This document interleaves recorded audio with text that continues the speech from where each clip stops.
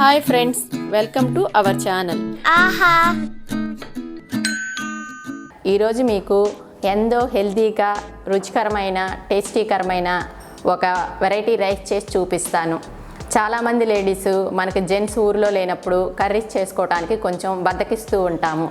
అలాంటప్పుడు ఇలాంటి రైస్ చేసుకొని తింటే పిల్లలకి హెల్త్ మంచిది, మనకి కర్రీ చేయలేదని ఫీలింగు లేకుండా ఉంటుంది. దానికోసం మీకు నేను ఈరోజు పాలకూర రైస్ ఎలా తయారు చేయాలో చేసి చూపిస్తాను.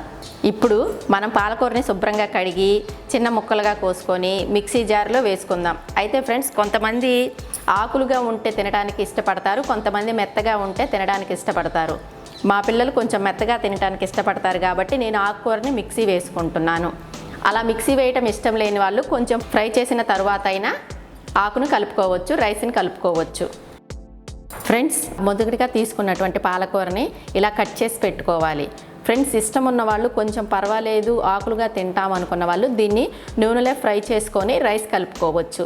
లేదు మేము కొంచెం మెత్తగానే తింటామన్న వాళ్ళు దీన్ని మిక్సీ పట్టుకోవాలి. నేనైతే మిక్సీ పట్టుకుంటున్నాను. ఫ్రెండ్స్, ఇలా కట్ చేసుకున్న తర్వాత ఒక మిక్సీ జార్ తీసుకొని మిక్సీ జార్లో వేసుకుందాము.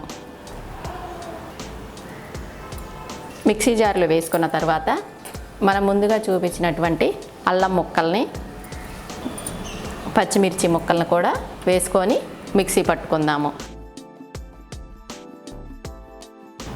ఫ్రెండ్స్, ఇదిగో నేను మిక్సీ పట్టుకున్న తర్వాత అలా మెత్తని పేస్ట్ లాగా అయ్యింది.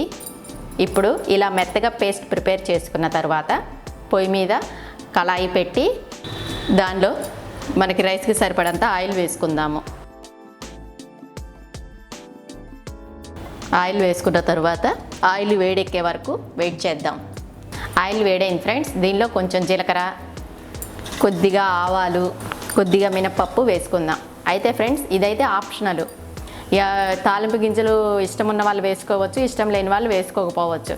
మా ఇంట్లో మా హస్బెండ్కి అయితే తాలింపు గింజలు చాలా ఇష్టం, అందువల్ల నేను వేస్తున్నాను. దీనిలోనే మనము ఎండు కారం వేయట్లేదు కాబట్టి రైస్ కొంచెం కారం రావటానికి ఆల్రెడీ కొంచెం మనం పచ్చిమిర్చి వేసి పేస్ట్ చేసాము. దీనిలో కొంచెం 2 ఎండుమిర్చి కూడా వేసుకుందాము. ఎండుమిర్చి వేసి మనం ఒకసారి కలపెట్టుకుందాం. చూసారు కదా ఫ్రెండ్స్, మనకి ఎండుమిర్చి వేగిపోయింది. వేగిన తర్వాత మనం ముందుగా కట్ చేసి పెట్టుకున్నటువంటి ఆనియన్స్ని కూడా వేసుకుందాం.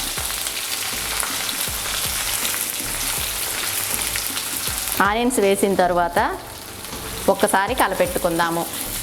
ఫ్రెండ్స్, ఈ ఆనియన్స్ వేసిన తర్వాత మనము ముందుగా చెప్పినటువంటి చెక్క, లవంగాలు, 2 యాలకులను కూడా వేసుకొని ఆనియన్స్తో పాటు ఫ్రై చేసుకుందాం.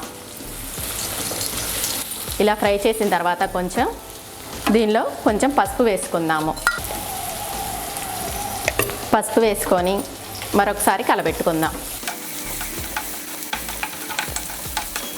కొంచెం కరివేపాకు కూడా తుంపి వేసుకుందాం. ఫ్రెండ్స్, కరివేపాకు వేసుకుంటే మనకు మంచి స్మెల్, ఫ్లేవరు వస్తుంది.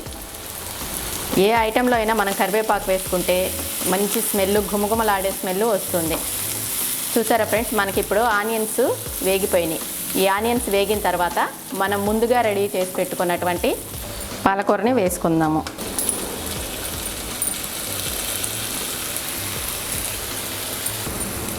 మనము పాలకూర వేసిన తర్వాత కొంచెం సాల్ట్ వేసుకోవాలి. ఎందుకంటే ఆకుకూర మనకి చేదెక్కకుండా ఉంటుంది. కొంచెం మనకి రైస్కి పట్టేటప్పుడు కూడా ఆకుకూరలో సాల్ట్ ఉంటుంది కాబట్టి రైస్కి మంచి టేస్ట్ వస్తుంది. ఇలా వేసుకొని కలపెట్టుకోవాలి. మనం ఆకుకూరలో సాల్ట్ వేయటం వల్ల ఏంటంటే మనం ముందుగా వేసినటువంటి ఆనియన్స్కి వాటన్నిటికీ బాగా ఉప్పు పడుతుంది. మనం ఈ పాలకూర అనేది పచ్చివాసన పోయేంత వరకు దీన్ని మగ్గనిద్దాము. హైలో కాకుండా ఫ్రెండ్స్, మనం మీడియం ఫ్లేమ్లో దీన్ని మగ్గనిద్దాం. హై ఫ్లేమ్లో పెట్టుకుంటే ఏంటంటే నీకు ఆకుకూర అనేది మాడిపోతుంది, పచ్చివాసన అలాగే ఉంటుంది. అందుకని మీడియం ఫ్లేమ్లో పెట్టుకుంటే మనకు ఆకుకూర అనేది బాగా మగ్గుతుంది. ఆ పచ్చిమిర్చి ఫ్లేవరు, అల్లం ఫ్లేవరు బాగా పడుతుంది. ఇప్పుడు మూత పెట్టుకుందాం ఫ్రెండ్స్. ఒక్కసారి మూత తీసి చూద్దాం ఫ్రెండ్స్. చూసారా, మనకు ఆకుకూర అంతా వాటర్ అంతా ఇనికిపోయింది, ఆకుకూర అంతా మగ్గిపోయింది. మనకు పచ్చివాసన కూడా పోయినట్టు, మనకు వాటర్ ఏమీ లేకుండా ఓన్లీ ఆయిల్ మాత్రమే కనిపిస్తుంది. ఇలా మగ్గిన తర్వాత మనకి ముందుగా మిగిలినటువంటి రైస్ని ఇందులో వేసుకొని కలుపుకుందాము. ఫ్రెండ్స్, అయితే మనకి మిగిలిన రైస్తో చేసుకోవచ్చు, లేదా మనం కర్రీ లేనప్పుడు ఏదన్నా రైస్ చేసి వేడివేడిగా అయినా వండుకొని ప్రిపేర్ చేసుకోవచ్చు. ఇలా రైస్ మొత్తం వేసుకున్న తర్వాత మనం ఈ ఆకుకూరకి పట్టేటట్టు కలుపుకోవాలి. ఫ్రెండ్స్, చూసారా మనకి రైస్ అంతా పాలకూర బాగా కలిసేటట్టు కలుపుకోవాలి. కలుపుకుంటే చూసారా ఎంత గ్రీనిష్గా ఎంత కలర్ఫుల్గా ఉందో. అయితే ఫ్రెండ్స్, ఇష్టమున్న వాళ్ళు దీనిలో ధనియాల పొడి, గరం మసాలా కలుపుకోవచ్చు. నాకైతే నేను చెక్క లవంగా వేసాను కాబట్టి కలుపుకోవట్లేదు, ఎందుకంటే ఆ ఫ్లేవరే నాకు సరిపోతుంది. మీరు ఆకుకూర ఉడికేటప్పుడే కలుపుకోవచ్చు, గరం మసాలా కానీ ధనియాల పొడి కానీ ఏదైనా సరే. రైస్ అంతా ఒక్కసారి కలుపుకున్న తర్వాత ఒక 2 మినిట్స్ మగ్గనిద్దాము. మగ్గిన తర్వాత మనం స్టవ్ ఆఫ్ చేసేసుకుందాం. చూసారా ఫ్రెండ్స్, మనకి రైస్ ఎంత బాగా రెడీ అయిపోయిందో. దీన్ని లంచ్ బాక్సుల్లో మనం ఎప్పుడైనా కర్రీ చేయనప్పుడు ఆఫీసులకి వాటికి కూడా పంపించవచ్చు. మనం జర్నీలో ఉన్నప్పుడు కూడా పంపించవచ్చు. అయితే ఫ్రెండ్స్, మనం దీన్ని తినేటప్పుడు ఇష్టం ఉన్న వాళ్ళు నిమ్మకాయ పిండుకొని తింటే కూడా చాలా బాగుంటుంది. ఇప్పుడు మనం దీని మీద పిండితే ఏంటంటే కొంతమంది నిమ్మకాయ ఇష్టపడతారు, కొంతమంది నిమ్మకాయ ఇష్టపడరు.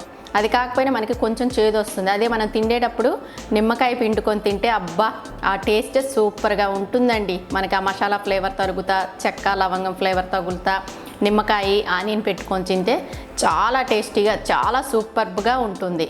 మనం స్టవ్ ఆఫ్ చేసిన తర్వాతనే ఈ కొంచెం లైట్గా కొత్తిమీర చల్లుకొని, ఆ వేడికి మగ్గిపోతుంది కొత్తిమీర అనేది.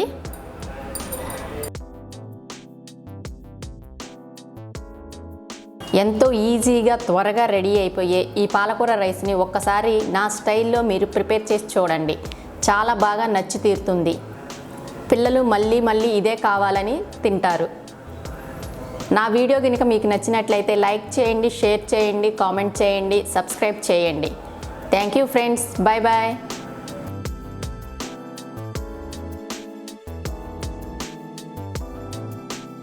ఆహా.